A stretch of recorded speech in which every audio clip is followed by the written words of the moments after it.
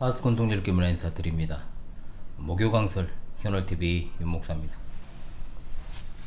예, 창세기 본문을 계속해서 강설하고 있습니다. 자, 금주는 창세기 23장 1절로 20절의 말씀을 본문으로 믿음으로 행한다는 것이라는 주제로 강설을 진행하겠습니다. 먼저 하나님 말씀을 낭독하겠습니다. 창세기 23장 1절로 20절입니다.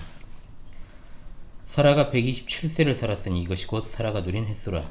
사라가 가나안 땅 헤브론 곧 기럇 아르바에서 죽음에 아브라함이 들어가서 사라를 위하여 슬퍼하며 애통하다가 그 시신 앞에서 일어나 나가서 해쪽 속에게 말하여 이르되 나는 당신들 중에 나그네요 거리완 자이니 당신들 중에서 내게 매장할 소유주를 주어 내가 나의 죽은 자를 내 앞에서 내어다가 장사하게 하시오. 해쪽 속에 아브라함에게 대답하여 이르되 내 주여 들으소서. 당신은 우리 가운데 있는 하나님이 세우신 지도자이시니 우리 묘실 중에서 좋은 것을 택하여 당신의 죽은 자를 장사하소서. 우리 중에서 자기 묘실에 당신의 죽은 자 장사함을 금할 자가 없으리이다.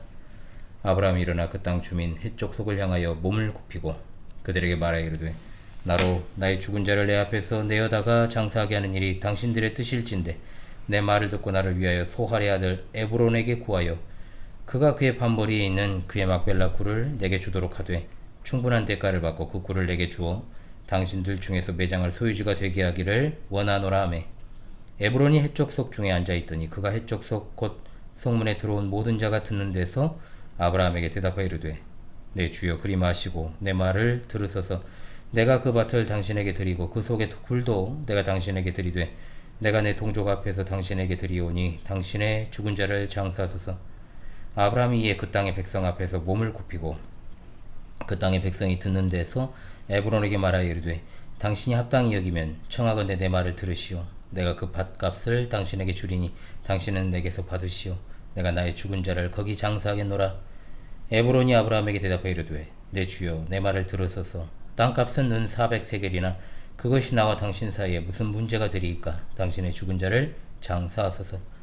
아브라함이 에브론의 말을 따라 에브론이 해쪽 속이 듣는 데서 말한 대로 상인이 통용하는 은 400세겔을 달아 에브론에게 주었더니 마므레 앞 막벨라에 있는 에브론의 밭 곧 그 밭과 거기에 속한 굴과 그 밭과 그 주위에 둘린 모든 나무가 성문에 들어온 모든 해쪽 속에 보는 데서 아브라함의 소유로 확정된지라.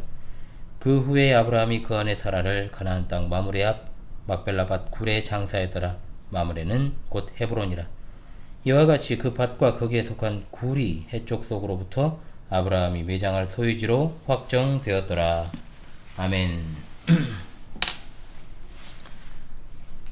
예, 어린 시절에 제가 창세기를 쭉 읽어 내려가다가 22장까지는 좀 비교적 수월하게 이야기 흐름을 타며 읽다가도 23장에서 갑자기 뜬금없는 내용이 나와서 어린 시절에요. 좀 지루하게 느껴졌던 경험이 있습니다. 아브라함의 아내 사라가 죽었고 그녀의 장례를 치르기 위해 땅을 구매하는 장면인데 부동산이죠. 그래서 한 장에 걸쳐 이 사실이 기록되어 있으니까요. 그래서 아브라함이 가나안 땅 마므레 앞 막벨라 밭을 산 사실이 주는 의미가 무엇인지를 잘 몰랐기 때문에 대충 넘어갔던 기억이 있습니다. 그래서 얼핏 보면 창세기 23장은 사라의 죽음이 중심인 것처럼 보일 수 있지만 눈을 크게 뜨고 자세히 살피면 사실 오늘 본문에서 사라의 죽음에 대한 기사는 굉장히 간단하게 언급이 됩니다. 즉 사라의 죽음이 이 장의 핵심이 아니고 사라가 죽고 나서 아브라함의 행한 행동에 초점이 맞춰져 있다는 거죠. 사라가 죽은 이후에 아브라함이 무엇을 했습니까?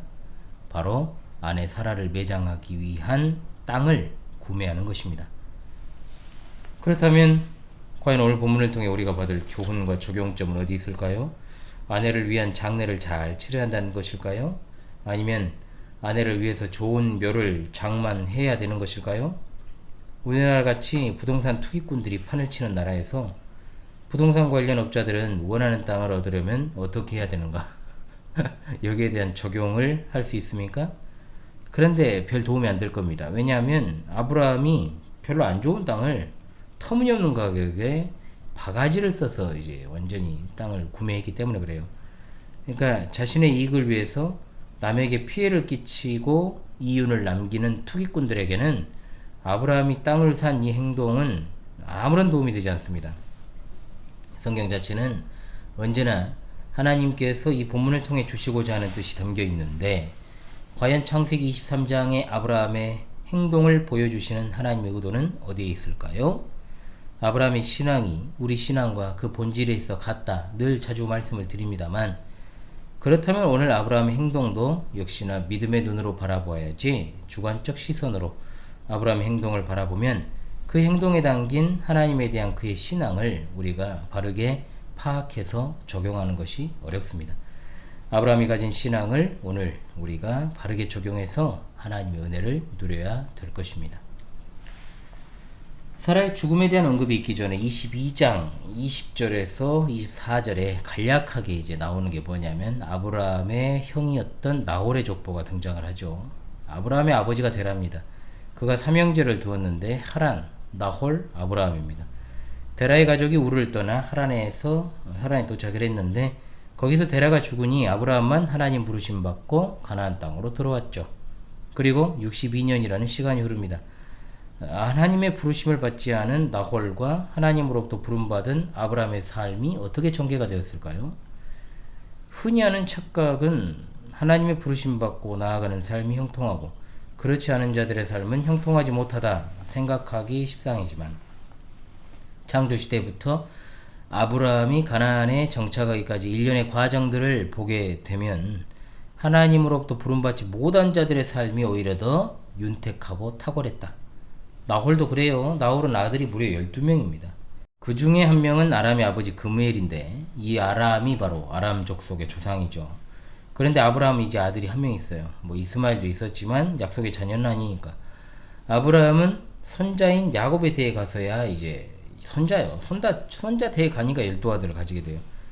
아브라함에게 주어진 하나님의 복은 상당히 천천히 그렇게 이루어졌다는 것을 보게 되죠. 따라서 22장과 23장은 하나님의 약속하신 복과 관련해서 매우 밀접하게 연결되어 있습니다. 하나는 약속의 자녀, 즉 씨, 그리고 하나는 땅입니다.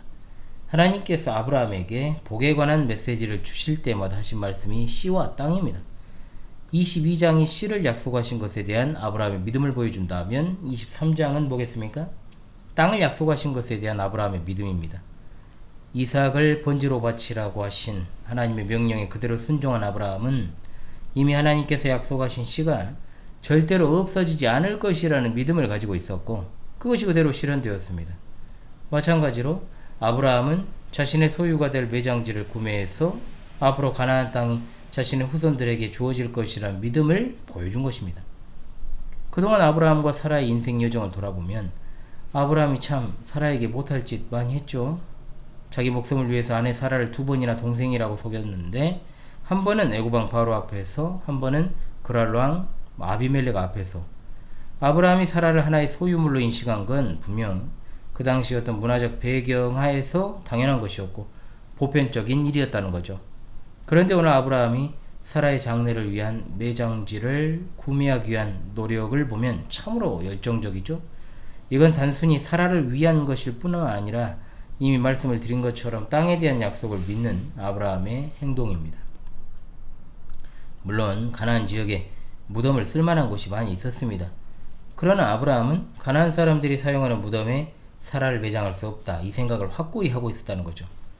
그렇게 되면 사라는 가나안 족속과 구별이 되지 않을 것이고, 또한 그저 가나안 족속 중 한 사람으로 취급될 것이다. 더 나아가 이제 아브라함도 나그네의 여정을 마칠 때가 가까이 오는데, 자신도 어떤 사라가 매장된 곳에 들어간다? 그럼 사라와 동일한 취급을 받게 될 것입니다. 자기 아들 이삭도 마찬가지죠. 이 모든 걸 생각한다면 아브라함은 자신의 가족들을 위한 매장지가 필요했다라고 볼 수 있습니다.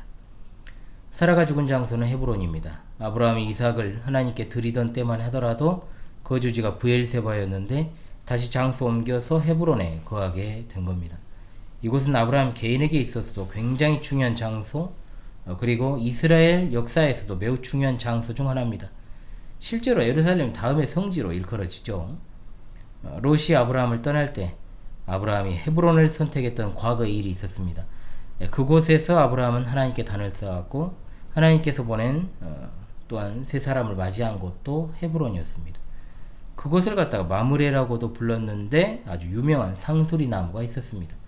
그런데 아브라함이 사라를 위해서 따로 매장지를 정하는 것에 문제가 있습니다. 왜냐? 아브라함은 가나안 땅에서 땅을 살 수 있는 자격이 없어요. 왜? 나그네니까. 아브라함은 스스로를 나는 당신들 중에 나그네요 거리하는 자다 라고 하고 있지 않습니까? 외국인이 자기 나라가 아닌 다른 나라 땅을 사는 건 매우 제한적입니다. 물론 우리나라는 중국인들이 마음껏 땅이나 건물을 사들이고 있죠? 큰일 났어요. 어찌되었든 땅을 빌려주거나 사용하는 건 가능해도 영구적 소유권을 얻는 것은 불가능했다는 겁니다. 일단 아브라함 위치는 나그네니까 불리한 위치에서 거래해야 됩니다. 그럴 상황이죠. 그래서 이 불리한 위치에서의 거래를 성사시키기 위해서는 아브라함이 굉장한 노력을 해야 했고 또 신중하게 땅을 구매했습니다. 아브라함이 이런 태도를 취하지 않았다면 땅 매입은 어려웠을 것이고 또 사기당할 가능성도 많았겠죠. 아브라함이 사라가 죽자 슬퍼하며 애통하다 일어납니다. 그리고 그곳 거주민인 헤족속에게 자신의 의사를 밝히죠. 당신들 중에서 내게 매장할 소유지를 주어 내가 나의 죽은 자를 내 앞에서 내어다가 장사하게 하시오. 이 말을 들은 헤족속이 내 주여 들으소서. 당신은 우리 가운데 있는 하나님이 세우신 지도자이니 우리 묘실 중에서 좋은 것을 택하여 당신의 죽은 자를 장사하소서. 우리 중에서 자기 묘실에 당신의 죽은 자 장사함을 금할 자가 없으리이다. 일단 이 말을 들어볼 때 이 사람들이 아브라함을 대단히 존중하고 있음을 보여줍니다. 아브라함을 주라고 부르고 또 지도자, 왕이라고 불렀다는 거예요. 이와 같은 존중으로 사라의 매장을 위해서 좋은 묘실을 제공하겠다는 제안합니다. 이것은 아브라함이 헤브론에서 머물면서 그곳의 원주민과 아주 좋은 관계를 유지했고 그들도 아브라함이 하나님께서 함께 하시는 사람임을 인식했다라고 하는 겁니다. 이 말을 들은 아브라함이 구체적 제안을 합니다. 그런데 아브라함이 말을 할 때 그냥 말하는 게 아니라 언제나 예의를 갖추고 공손하게 말을 한다는 거예요. 아브라함은 핵족소에 절을 합니다. 이후에도 계속 절을 하며 공손하게 말했다는 것을 강조하죠. 아브라함이 소유하고 싶어한 곳은 막벨라 굴이었는데 이 땅은 소유주가 있어요. 소할의 아들 에브론. 아브라함은 핵족속의 에브론에게 말해서 합당한 가격을 지불하고 그걸 구입하게 해달라고 요청을 합니다. 아브라함이 제안할 때 에브론이 그 자리에 있었습니다. 에브론은 일단 굴과 밭을 그냥 줄라니까 장사해라. 그 말을 성문에 있던 사람들이 다 들었다고 했는데 여기서 성문은 사람들이 이제 보통 모여서 재판하는 장소로 쓰이죠. 즉 아브라함이 모든 사람이 보는 앞에서 땅을 구입하려 한 것은 공증받기 위함이죠. 이게 공증을 받기 위한 것이다. 일단 아브라함은 에브론의 말을 통해서 막벨라 밭 굴을 이제 사용하는 거 허락받았습니다. 그냥 공짜로 사라를 매장할 수 있었다는 말이죠. 하지만 아브라함의 목적은 사라를 장사하는 것 자체에만 있는 게 아니었으므로 다시 절을 하고 밭값을 지불하겠다라고 분명하게 말합니다. 일단 헤브론의 거주민들은 아무리 아브라함이 좋은 사람이라고 해도 아브라함과 같은 유력한 나그네가 자기들의 거주하는 지역 땅을 소유하는 걸 탐탁지 않게 여길 수도 있습니다. 그게 당연하죠. 오늘날에도 내 돈 주고 시골에 땅 사고 건물 올리고 집 지어도 그 지역 사람들이 탐탁지 않게 여기고 텃세를 부리고 돈 받으려고 그러잖아요. 마을 발전 기금이라 해가지고 돈을 주면 조용해지는데 어찌되었든 예나 지금이나 일단은 자신들의 이익을 침해할 수 있지 않나 하는 경계심이 기본적으로 거기에 토착민들에겐 있다는 거예요. 그래서 아브라함이 사고자 하는 매장지의 소유주 에브론도 땅을 팔고 싶은 마음이 있어도 사람들의 눈치를 보고 무상으로 제공하겠다라고 말한 겁니다. 땅을 사려는 아브라함의 의지가 확고하고 에브론도 땅을 팔고 싶은 마음이 있어서 결국 그가 은 400세겔을 제시하죠. 자, 그렇다면 이 은 400세겔이 어느 정도인가 가치인가? 어마어마한 금액이에요 이거. 일단 창세기 37장 28절의 기록에 따르면 당시 젊은이의 몸값이 20세겔이었으니까 장정 20명을 노예로 살 수 있는 돈이 400세겔입니다. 뭐 더 될 수도 있고요. 그런데 이 에브론이 아주 그냥 여우죠. 400세겔이라는 어마어마한 금액을 제시한 것은 두 가지 의도가 있다고 봐야 됩니다. 하나는 값을 지나치게 고가로 불러 마을 사람들에게 나는 이 땅 팔 의지가 없어 이걸 보이는 거고 터무니없는 가격이니까 또 땅값을 일단 불러놓고 어떻게 서로 잘 아는 처지에 동거래 하겠냐 그래 말하잖아요. 나는 돈에 연연하지 않으니까 그냥 그 땅 갖고 장사해라. 마을 주민들에게는 자신이 팔 의지가 없음을 보여주는 말. 그러나 한편으로는 또 어때요? 만일 아브라함이 터무니없는 가격이지만 그 땅을 갖다 그 가격에 산다면 자기는 큰 이익을 챙기게 되잖아요. 일석이조입니다. 두 마리 토끼 동시에 잡을 수 있습니다. 아브라함은 매장지를 소유하려고 어쩌면 자신이 가지고 있는 재산을 다 쏟아붓었다. 모든 사람의 본 앞에서 계속해서 본문이 강조하는 것은 아브라함이 합법적으로 땅을 획득했다는 것. 은을 달아 400세겔을 지불하고 막벨라 굴과 밭 그리고 수목들을 구입해서 자신의 영구적 매장지로 확정했습니다. 값을 치른 다음 기쁜 마음으로 장례를 진행하였겠죠. 자, 이것이 막벨라 굴을 사게 된 과정입니다. 하나님께서 아브라함에게 여러 차례 가나안 땅 주시겠다고 약속하셨습니다. 그 땅은 하나님의 약속의 땅입니다. 아브라함은 하나님의 약속을 믿었고 그 믿음을 실천하려고 아내를 위한 매장지를 구입했습니다. 많은 씨를 약속받았지만 아브라함은 이제 아들 하나를 얻었고 큰 가나안 땅을 약속을 받았으나 무덤을 쓸 작은 땅 하나 구입했을 따름입니다. 하지만 아브라함은 이삭을 통하여 그리고 막벨라 굴을 통해서 미래에 이루어질 하나님의 언약의 성취를 바라볼 수 있었던 것입니다.